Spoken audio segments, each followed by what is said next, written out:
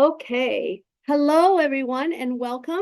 My name is Dr. Emily Lin, and I'm the Associate Dean of the Graduate College, and I am thrilled to welcome you to our 11th annual Rebel Grad Slam 3-minute thesis competition. The 3-minute thesis, or 3MT competition model, was developed at the University of Queensland in Australia in 2008.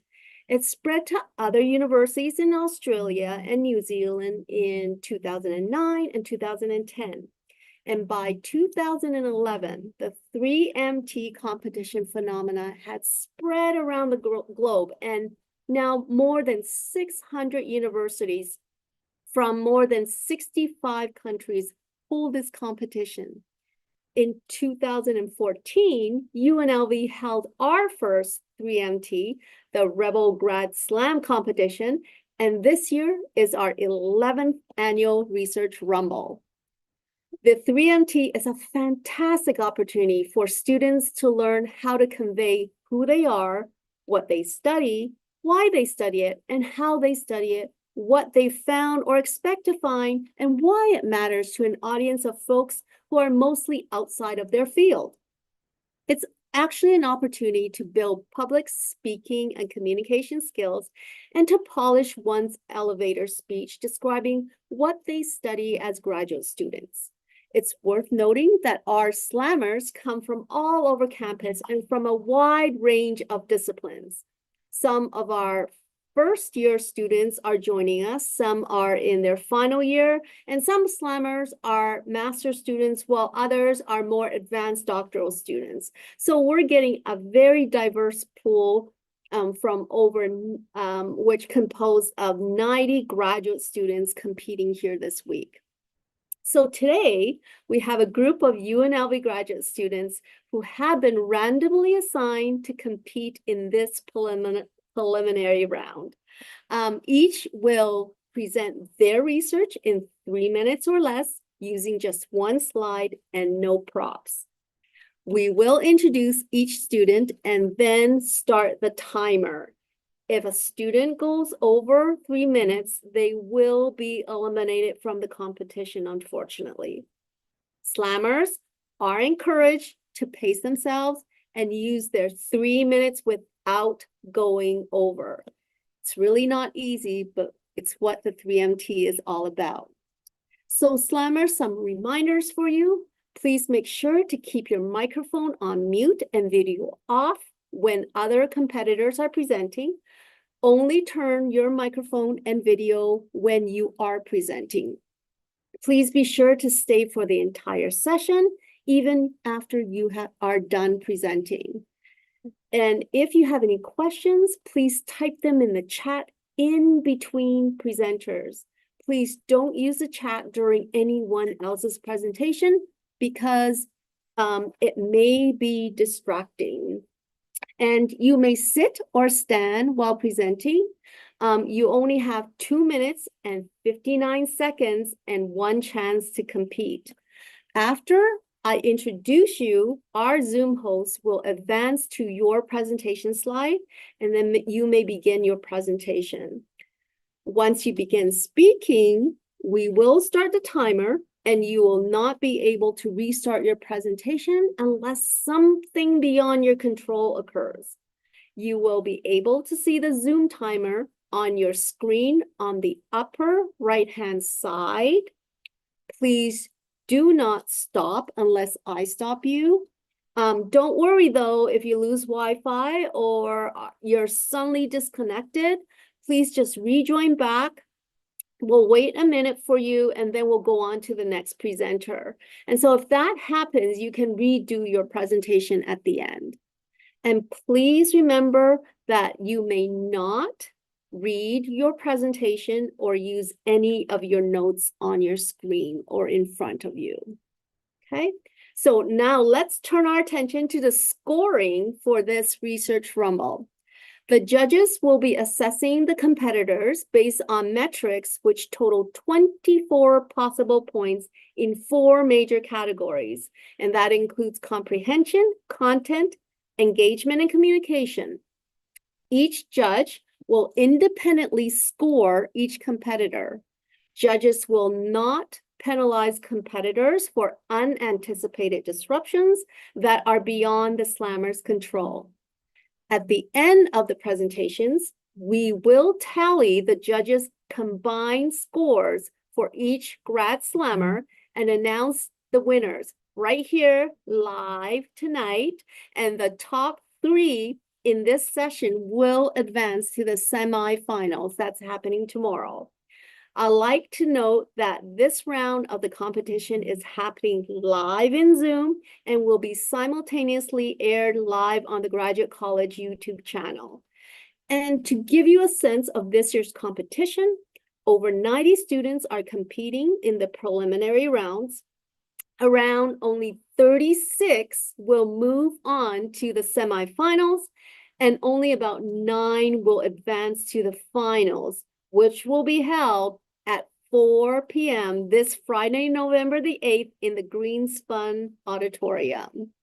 So without further ado, let me introduce you to the judges, and then we'll get on with the 3MT Research Rumble. We have a set of very distinguished judges in tonight's session. Judges, when I introduce you, would you please just turn on your camera and just give the audience a quick wave, please? Okay, so I would like to welcome Dr. Donovan Conley, who is an associate professor in communication studies in the College of Urban Affairs. Thank you so much for joining us.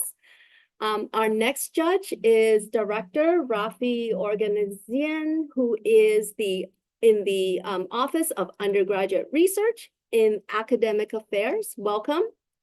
And next judge is Assistant Professor Ashley Blackwell, who is in the Psychology Department in the College of Liberal Arts. Thank you, Ashley. And next, we also have the Director of Graduate Programs in the Dean's Office in the College of Sciences, and that's Ala Kiko. Thank you so much, Ala. We really appreciate your time. And next judge is also Assistant Professor Sam Inayat, who is also in the Psychology Department in the College of Liberal Arts. Thank you so much, Sam, for joining us. And welcome. Thank you for serving on our panel of distinguished judges today. We really, really appreciate you lending your time and expertise. You are the reason for making our sessions a success. So thank you so much. So we're ready, I think, to begin the competition. Our first presenter is actually Talha Soluoku, and Talha is from the Doctor of Philosophy Neuroscience program, and Talha is going to be presenting on TikTok, how your brain tracks time. And whenever you are ready to begin, please go ahead.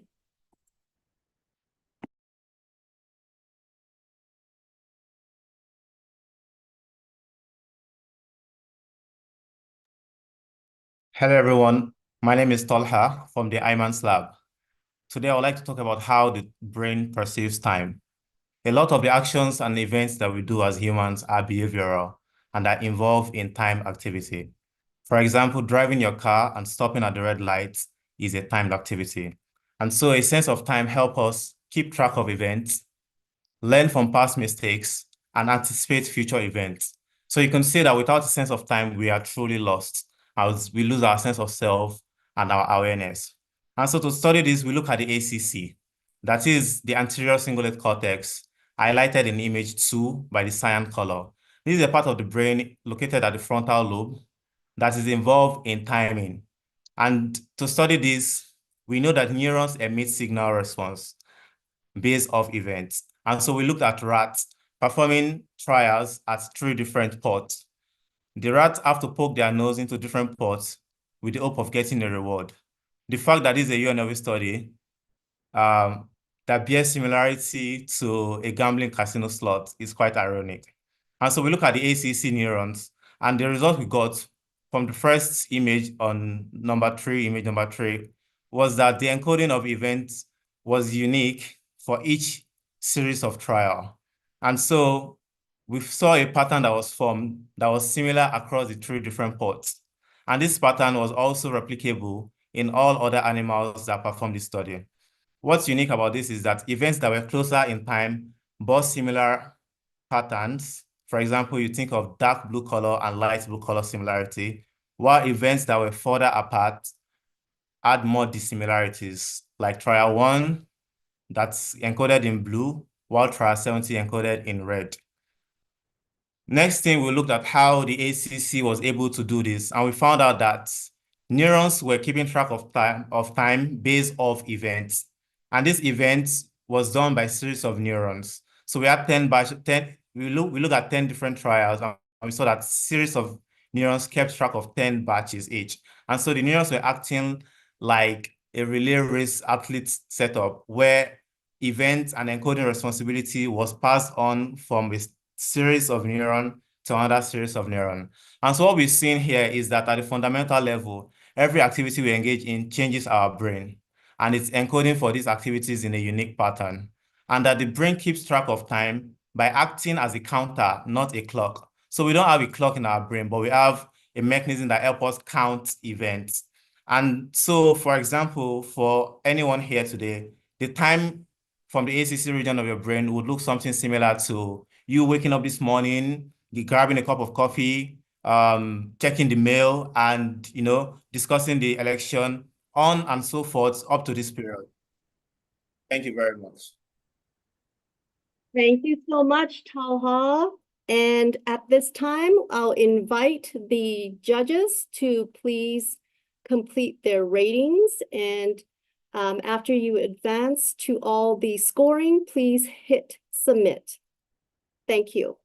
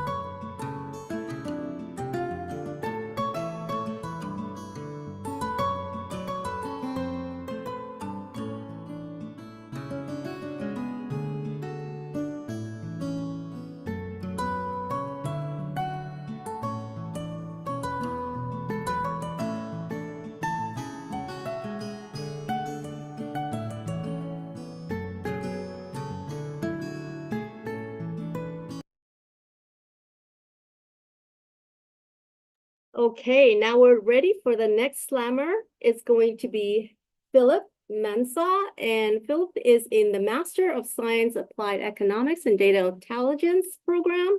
And Philip's presentation is entitled Enhancing Customer Engagement and Conversations in E-commerce Through Real-Time Data-Driven Content Personalization. And whenever you're ready, Philip, in 3, 2, 1.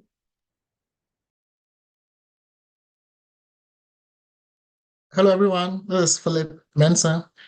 And in recent years, as e-commerce has grown, there has been an increasing pressure on companies to kind of provide services and products that align with customers or users' behavior and preferences.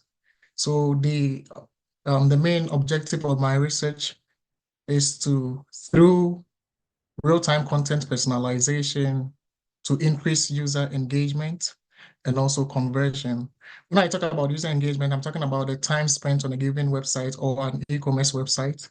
And conversion is how the time spent by customers actually translates into customers adding more items to the cart and eventually making a purchase.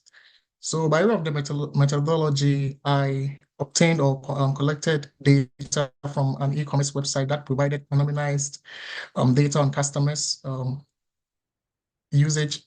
And also I used a machine learning model that is common and used in the e-commerce or personalization world. Two of them, which are collaborative filtering and content-based filtering. These two methodologies are similar, but the difference is that the collaborative filtering uses data on similar users or customers, while content-based filtering uses data on a given customer. So the outcome of the research was that there was an increase in the time spent or customer engagement, an 80% increase in the time spent on a given website for customers who received personal recommendations, and also a 78% increase in click-through rates for customers who receive personalization or recommendations as opposed to customers who did not. And this eventually led to a 20% increase in purchases for customers who received the personalized recommendations as opposed to customers who did not. So the implication is that there's a very good initiative, and there was like a recommendation that customers, e-commerce companies leverage these real-time personalized initiatives to enhance their work and boost their sales. Thank you very much. Thank you so much, Philip. And at this time, we'll have the judges enter the scores.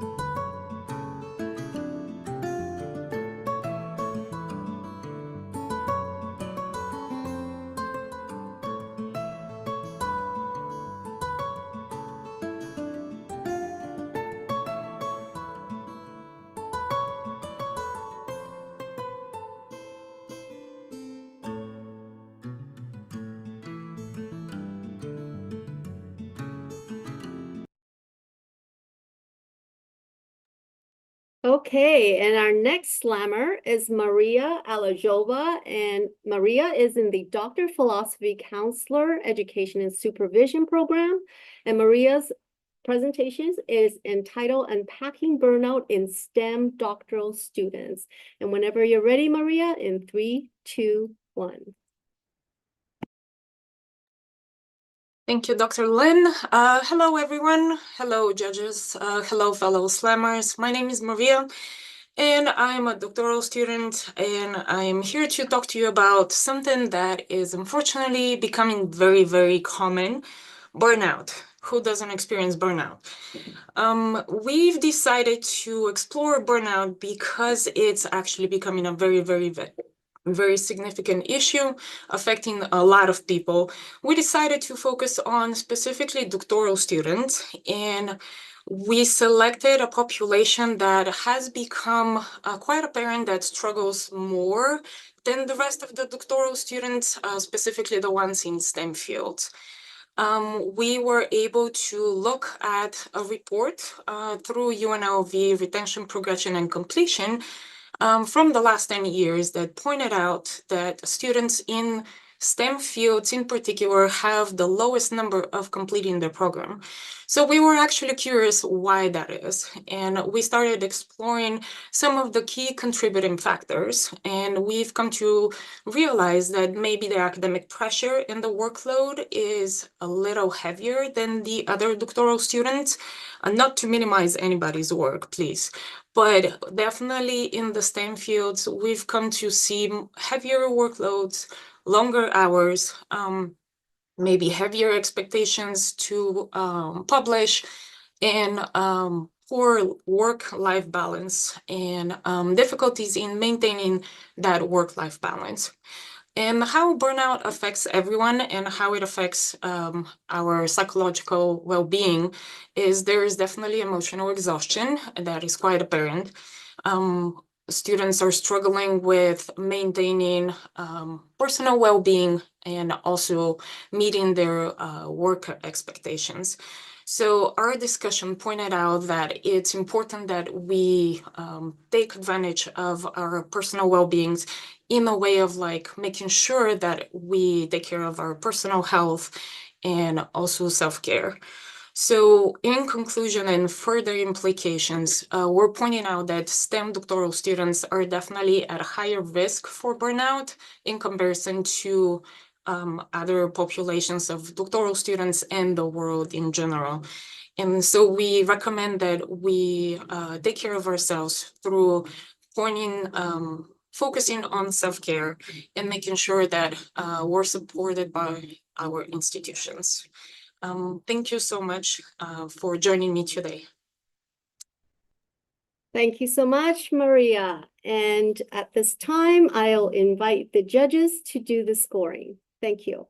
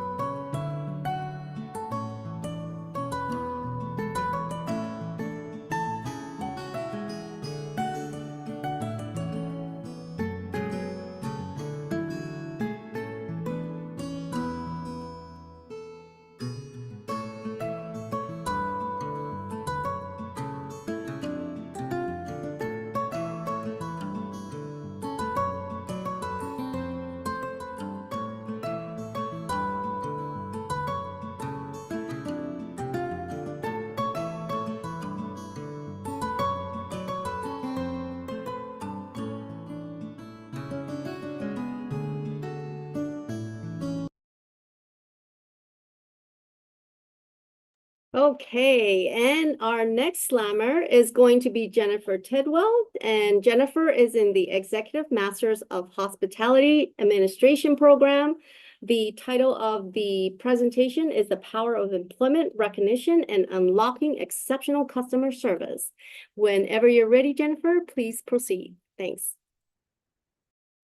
Hi, I am going to be discussing how customer recognition can improve customer service. I'm sorry, employee recognition can improve customer service. I want everyone to imagine walking into a store, restaurant, or office where every employee you meet is enthusiastic and eager to help you and genuinely makes you feel appreciated every time. Now, what if I told you that the secret to this exceptional service is both simple and effective, and it's employee recognition? Some people, though, argue that employee recognition isn't necessary or important, that employees should just be grateful that they have jobs and just do their work without having any praise. But I believe that employee recognition is more important than it seems. And employee recognition isn't just about receiving an Employee of the Month plaque or a quick thank you. It's about employees being felt, seen, and heard and connected to their company's success. When employees feel appreciated, then their engagement increases, and the positive shift in their attitude has a direct, powerful impact on service, whether it's with customers or colleagues or clients. Here's why it's important. When employees are recognized for their efforts, they become more invested in their roles and more willing to collaborate with their colleagues and more aligned with the company's goals. This increase also doesn't stay in the back office. It actually translates into better service across any industry. And recognized employees bring more enthusiasm to the table. They offer more personalized service, and they create unforgettable customer experiences for customers, whether they're interacting with their peers or supporting others on a project. They will take pride in their work, knowing that their efforts actually matter. And the result is satisfied customers and productive colleagues all the time. This cycle of positivity benefits everyone. And as a society, we've become somewhat immune to the power of recognition in a culture where these demands are constant for everything all the time, we often overlook just a simple act of acknowledgement as something that is unnecessary or trivial, and that is why this research is so important. It explores how a simple, often overlooked practice like just recognizing employees can create like a ripple effect that improves overall performance in a variety of any industry, not just customer-facing roles. While this might seem small act, employee recognition has the power to spark a chain reaction. Thank you. Thank you so much, Jennifer. And at this time, we'll invite the judges to enter the ratings. Thank you.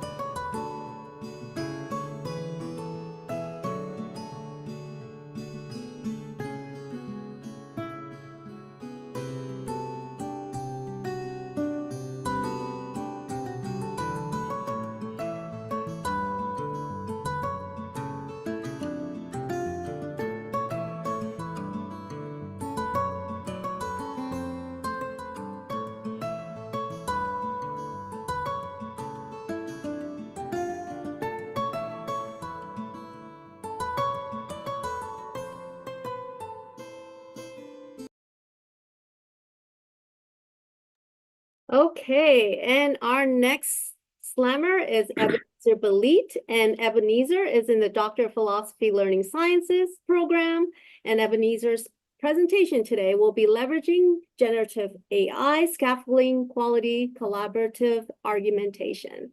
Whenever you're ready, Ebenezer, please go ahead. Thank you.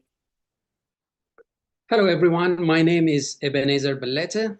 Thank you for the privilege of sharing my research with you. My research focuses on leveraging generative AI to scaffold quality collaborative argumentation.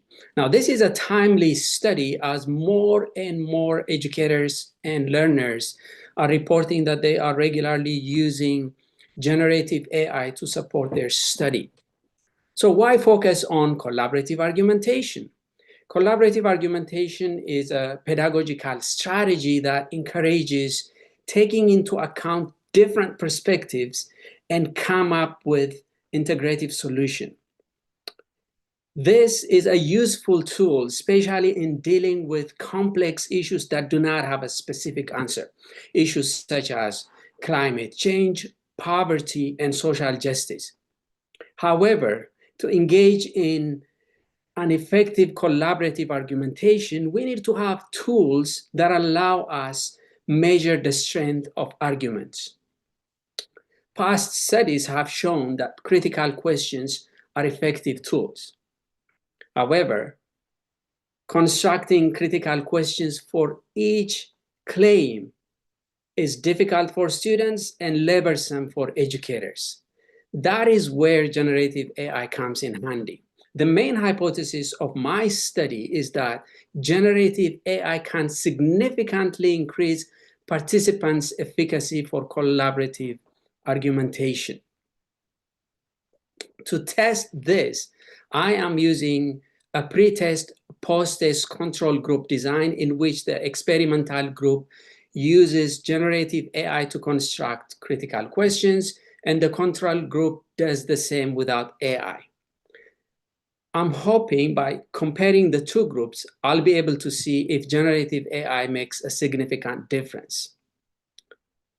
The findings of this study will be helpful in harnessing the power of generative AI to tackle critical questions in our society using quality collaborative argumentation. Studies like this help us understand how we can reasonably integrate generative AI into our educational system to help educators, and learners. Thank you. Thank you so much, Ebenezer. And at this time, I will ask the judges to please enter their scores. Thank you.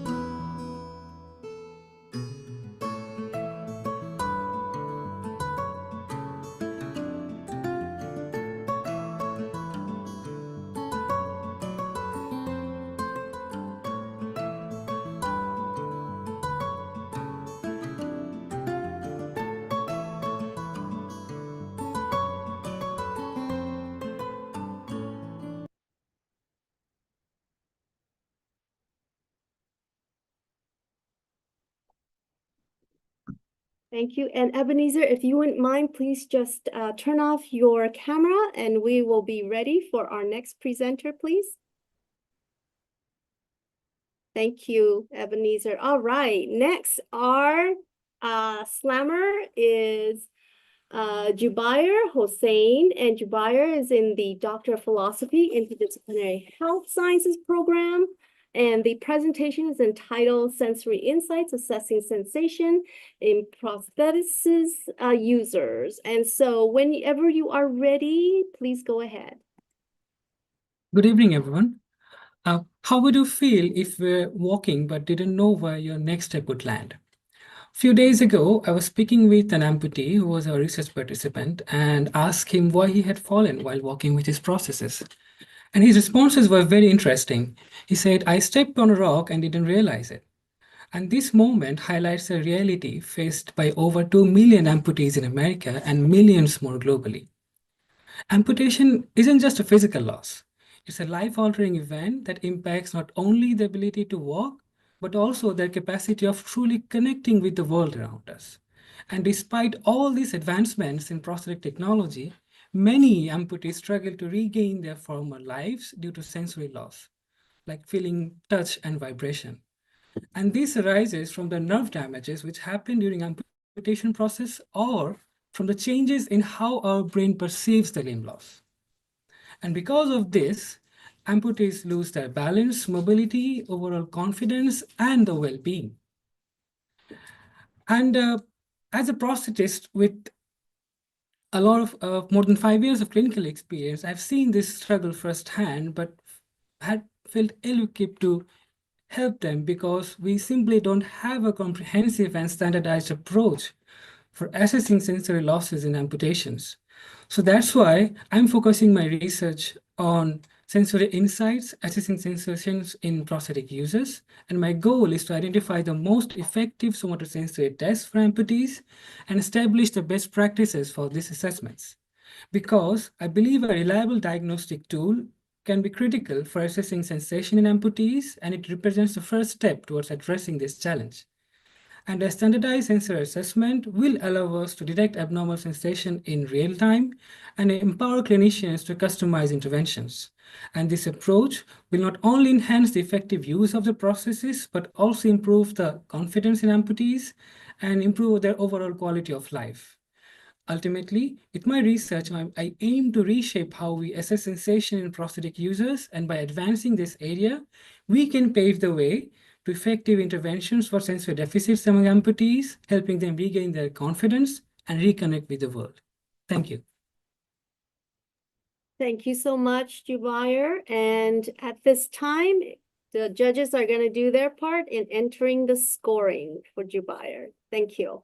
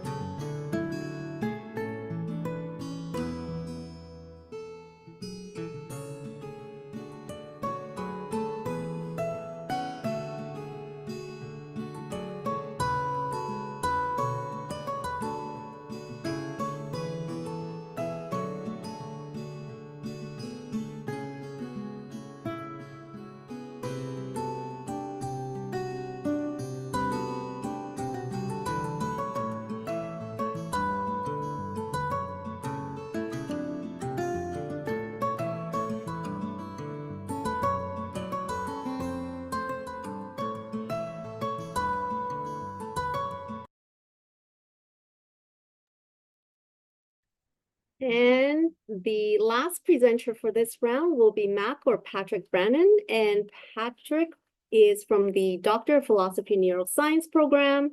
And the presentation is entitled Screening Novel Psychedelic and Pathogenic Compounds with the Inverse Relationship of the Head Twitch Response and Grooming Behaviors. So whenever you're ready, Patrick, please go ahead. So things have been heating up recently, and I'm not talking about the temperature as residents of Nevada might think, but actually I'm talking about mental health disorders and how their prevalence has increased over the last 100 years.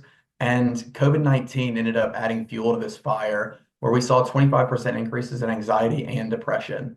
Now, we're going to talk about a specific condition today. It's going to be post-traumatic stress disorder. And that disorder is comes from exposure to a traumatic event, but the treatments of this disorder are not overly efficacious. So there's only 2 FDA-approved treatments of post-traumatic stress disorder, and they're going to be SSRIs.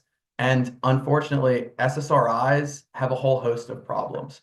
The first is going to be that they're not overly efficacious. Only 1/3 of people with PTSD achieve remission with these compounds. Another third see any reduction in symptoms, and the last third don't get any relief at all. And these compounds have to be taken daily, take weeks to months to see that relief if they're going to, and also have a whole host of side effects that end up with compliance issues. Now, what are we going to do about this? Well, we've had some compounds that have been, but as they were scheduled by the DEA as Schedule I compounds, they've been put on ice until recently. And we're just now breaking that ice in the idea of using psychedelic compounds and rediscovering their ability to treat these mental health conditions.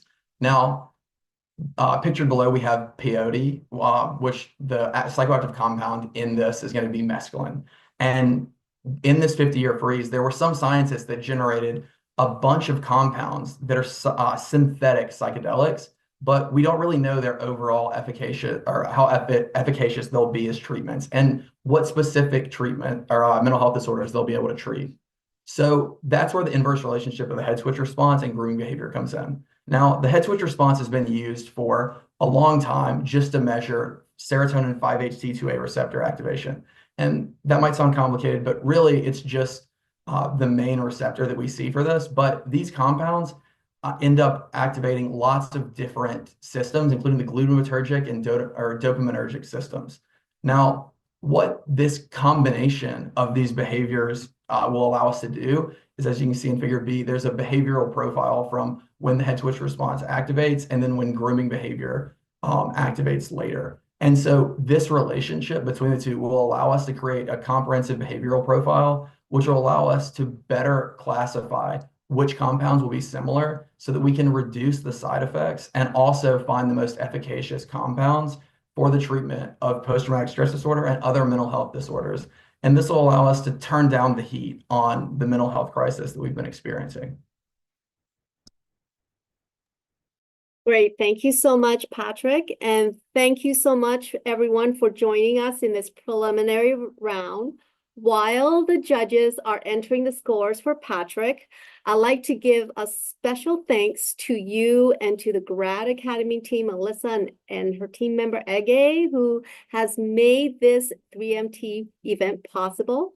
Now, please stay tuned. Let's have our team tally up the results from today's session, and we will announce the winners live in just a few minutes. And while only the top 3 winners of this round will progress to the semifinals, all the competitors will receive a Rebel Grad Slam t-shirt. Slammers, you can get your t-shirts during the Rebel Grad Slam final reception, which happens this Friday. For the preliminary rounds, our first place winners will receive $300 in scholarship. Second place holder will receive $200, while the third place winner of tonight's session will receive $100 in scholarship.